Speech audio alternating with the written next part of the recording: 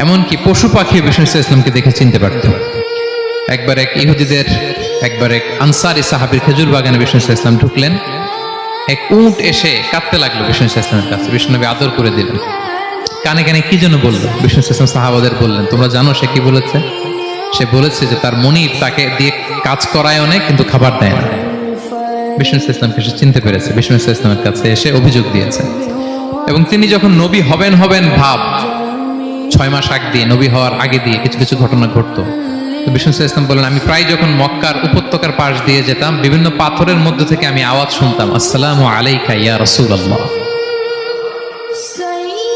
মদিনায় অবস্থানরত অবস্থা বিষ্ণু ইসলাম বলেছেন যে এখন যদি আবার মক্কায় যেতে পারতাম, তোমাদেরকে পাথরটা দেখাতে পারতাম।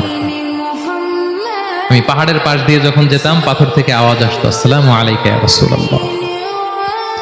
তার মানে পাথর নবীকে চিনতো কি চিনতো না? বলেন বলেন।